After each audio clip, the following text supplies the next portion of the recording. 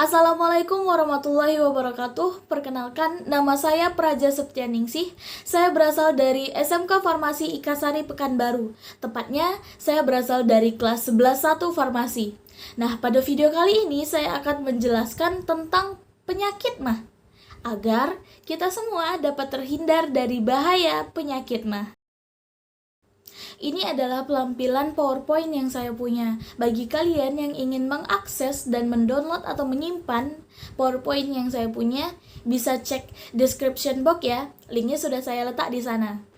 Dapat kita lihat ya di sini, menurut WHO atau Organisasi Kesehatan Dunia, pada tahun 2016 Indonesia memiliki 430 juta penderita penyakit mah dan menempati peringkat keempat sebagai negara yang memiliki penderita penyakit mah dan gastritis terbanyak di dunia. Nah, dapat kita ketahui nih dari penelitian ini bahwa di Indonesia masyarakatnya masih banyak nih yang tidak peduli dengan penyakit mah. Mungkin mereka tidak tahu apa itu penyakit mah dan bagaimana cara pencegahan ataupun pengobatannya. Oleh karena itu, jangan di-skip ya videonya agar kita semua dapat tahu apa itu penyakit mah, apa itu gejala, apa saja penyebabnya, dan bagaimana cara pengobatan dan juga pencegahannya. Langsung saja ya kita masuki materi yang pertama, yaitu apa sih itu penyakit mah? Mah adalah gejala penyakit pada lambung yang dapat mengakibatkan sakit atau nyeri pada lambung. Nah, mah ini diakibatkan oleh peningkatan produksi asam lambung yang terlalu tinggi sehingga mengakibatkan peradangan, erosi, ataupun luka pada lambung. Dapat kita lihat bersama ya dari foto yang pertama, yaitu adalah foto lambung pada lambung normal. Sedangkan yang kedua adalah foto lambung yang sedang terjadi proses peningkatan produksi asam lambung. Dan foto yang ketiga adalah foto lambung bagi penderita penyakit mah. Dapat kita lihat ya di situ terjadi peradangan dan juga terjadi luka di sana, sehingga penderita penyakit mah dapat merasakan nyeri ataupun sakit pada lambungnya. Lalu, apa saja sih gejala dari penyakit mah ini? Nah, dapat kita lihat ya di sini gejala-gejalanya. Yang pertama, itu ada nyeri ulu hati. Yang kedua, hilangnya nafsu makan, mual muntah, pusing dan lemas, detak jantung cepat dan rasa tidak nyaman, rasa panas pada perut bagian atas dan terbakar di dada, perut kembung atau begah, keringat berlebih, dan sering sendawa. Untuk penyebabnya sendiri, mah ini terdapat dua kondisi yang dapat menjadi penyebabnya, yaitu yang pertama adalah kondisi umum, sedangkan yang kedua adalah kondisi tertentu. Baiklah, kita akan memasuki kondisi yang pertama, yaitu kondisi umum. Kondisi umum ini terdiri dari pola hidup tidak sehat. Pola hidup tidak sehat di sini tercangkum dari merokok, makan tidak teratur, makan makanan tidak sehat, jarang olahraga, tidur tidak teratur, kurang istirahat, dan makan tidak teratur. Selanjutnya yang kedua adalah stres dan kecemasan. Nah, iya, stres dan kecemasan ini dapat menyebabkan penyakit mah. Dengan stres dan kecemasan, kita jadi tidak bersemangat, jadi tidak nafsu makan, sehingga kita dapat terkena penyakit mah.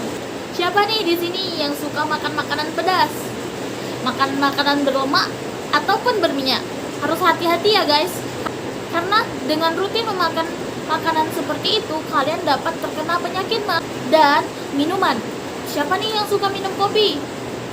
Perlu kalian ketahui bahwa kopi mengandung kafein. Nah, kafein itu dapat menyebabkan penyakit mah bila dikonsumsi terlalu sering. Bukan hanya kopi nih. Bagi kalian yang suka minum alkohol juga dapat nih menyebabkan penyakit mah. Untuk kondisi tertentu itu, yang pertama disebabkan oleh infeksi bakteri Helicobacter pylori. Itu adalah penyakit autoimun. Dan yang ketiga itu adalah dari obat-obatan tertentu. Contohnya seperti antibiotik atau obat-obatan antiinflamasi non-steroid. Penyakit mah ini dibagi menjadi dua. Yang pertama yaitu penyakit mah akut, dan yang kedua adalah penyakit mah kronis. Untuk mah akut ini adalah penyakit mah yang muncul secara tiba-tiba dan bersifat sementara. Peradangan pada penyakit mah akut ini disebabkan oleh beberapa faktor, yaitu bisa dilihat di sini ya. Nah, yang pertama itu ada akibat luka yang terinfeksi bakteri ataupun virus. Yang kedua, kondisi stres. Yang ketiga, makanan tertentu, makanan pedas ataupun minuman beralkohol. Dan yang keempat, merokok. Penyakit MA ini termasuk penyakit yang mudah dideteksi oleh orang awam karena gejala-gejalanya adalah sebagai berikut. Bisa dilihat ya. Yang pertama ada mual muntah, nyeri di perut bagian atas, rasa kembung, hilangnya nafsu makan, kotoran atau tinja berwarna gelap, dan yang terparah adalah muntah darah. Sedangkan MA kronis adalah MA yang terjadi dalam periode lama, berulang, dan juga serius. Biasanya MA kronis ini adalah MA akut yang dibiarkan begitu saja sehingga bertambah parah menjadi MA kronis. Bila tidak ditangani dengan tepat, MA kronis ini dapat berubah menjadi radang usus, kanker usus, dan juga kematian. Untuk mendeteksinya, kita dapat datang ke rumah sakit terdekat dan melakukan metode endoskopi. Dapat kalian lihat ya di sini foto dari alat endoskopinya. Biasanya MA kronis ini berlangsung lebih dari 6 bulan. Nyeri pada sakit MA kronis berlangsung perlahan dan bertahan lama. Nyeri yang dirasakan pun tidak instan seperti penyakit MA akut. MA kronis ini dibagi lagi nih menjadi 3 tipe, yaitu yang pertama, tipe A, terjadi karena sistem imun yang merusak sel dalam lapisan lambung. Kondisi pada penyakit MA ini dapat menyebabkan penyakit anemia, kanker, dan juga defisiensi vitamin. Selanjutnya ada tipe B. Nah, tipe B ini diakibatkan oleh aktivitas bakteri pylori yang berlebihan yang dapat merusak lapisan lambung. MA tipe ini dapat memicu ulkus atau luka perut dan juga kanker. Selanjutnya ada tipe C, yaitu diakibatkan oleh zat kimia seperti non-steroid, alkohol, ataupun cairan empedu.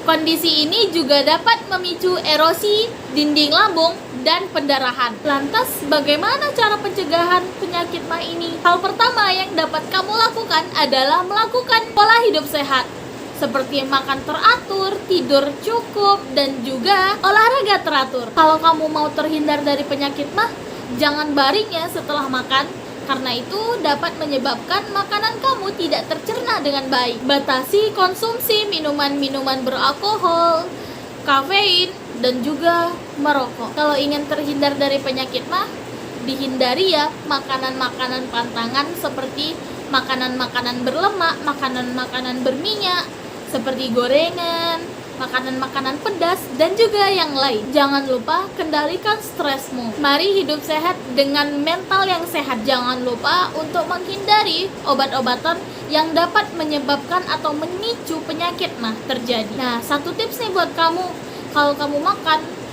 kunyahnya pelan-pelan ya. Pastikan makanan kamu sudah terkunyah dengan halus. Kalau ditanya nih, kapan sih baiknya seorang penderita penyakit MA itu datang ke rumah sakit atau ke dokter? Nah, jawabannya adalah ini nih. Bisa kalian baca ya. Yang pertama itu ada nyeri yang parah di ulu hati berlangsung secara terus-menerus. Yang kedua ada muntah darah, masuknya isi lambung ke tenggorokan saat tidur, BAB berwarna hitam, turunnya berat badan secara signifikan, gejala sakit MA yang memburuk sehingga susah untuk melakukan aktivitas fisik, warna kulit, kuku ataupun putih mata menguning, kesulitan untuk menelan atau disfagia, dan yang terakhir sesak nafas dan terus berkeringat. Mungkin ada pertanyaan nih dari kalian semua yang nonton video ini. Kak, saya udah kena penyakit MA, gimana cara pengobatannya? Nah, ini cara pengobatannya. Pengobatan untuk penyakit MA itu terbagi menjadi 2, yaitu yang pertama pengobatan secara tradisional, dan yang kedua adalah pengobatan secara kimia. Baiklah, kita akan memasuki pengobatan secara tradisional dulu ya. Untuk obat tradisional yang dianggap mampu untuk mengobati penyakit MA itu yang pertama ada jahe, jahe merah, temu putih, temu lawak, dan juga kunyit. Kelima bahan tradisional ini dapat mengobati penyakit MA karena memiliki kandungan polifenol, yaitu senyawa oksidan yang dapat berfungsi sebagai antiinflamasi bagi lambung. Untuk bagian kedua itu ada adas manis, daun mint, dan juga akar manis. Sama seperti bagian pertama tadi, ketiga bahan tradisional ini memiliki fungsi antiinflamasi yang dapat mengurangi produksi gas yang ada di lambung. Nah, yang ketiga ini adalah madu royal jelly yang berfungsi sebagai pelindung lambung dari erosi yang terjadi di lambung. Berikut ini adalah beberapa contoh dari obat-obatan tradisional yang sudah beredar di pasaran yang dapat kalian temui dengan sangat mudah. Perlu diketahui, untuk obat-obatan tradisional ini sangat perlu sekali diketahui nih cara pemakaian ataupun cara penggunaannya supaya tidak terjadi kesalahan dalam pengonsumsian. Bagi kalian yang mungkin malas nih kan membeli obat-obatan yang sudah ada di pasaran, kalian bisa juga nih beli aja barang aslinya atau bahan tanaman aslinya. Nanti kalian akan buat ramuannya. Nah, untuk ramuannya bisa dilihat di sini ya. Selanjutnya kita memasuki bagian pengobatan secara kimia. Berikut adalah contoh obat-obatan kimia yang dapat kalian temui di apotik-apotik terdekat. Perlu diperhatikan ya saat kalian membeli obat-obatan ini. Yang pertama, kalian harus tahu betul bagaimana cara pengonsumsiannya, apa-apa saja yang tidak boleh dilakukan, dan juga sampai mana saya harus mengonsumsi obat-obatan ini. Saat kalian melakukan pembelian atau transaksi obat-obatan ini, kalian harus tahu dulu ketiga hal ini ya. Jangan asal beli, nanti bukannya dapat. Berikut ini adalah contoh beberapa obat-obatan kimia lainnya untuk penyakit mah.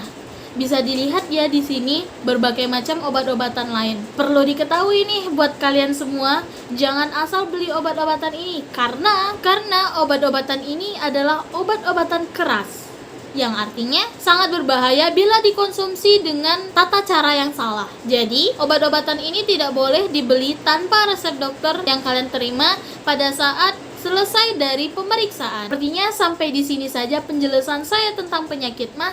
Semoga kalian semua yang menonton video ini dapat mengambil sedikit banyaknya informasi yang telah saya sampaikan dari awal video tadi. Saya mohon maaf apabila ada kesalahan kata dan juga tingkah laku yang sudah saya lakukan selama berlangsungnya video ini. Semoga kita semua dapat menjaga keluarga kita bersama dari penyakit mah. Karena penyakit itu lebih baik dicegah daripada diobati. Kalau bisa sekarang, kenapa harus nanti? Wabillahi taufiq walhidayah. Wassalamualaikum warahmatullahi wabarakatuh.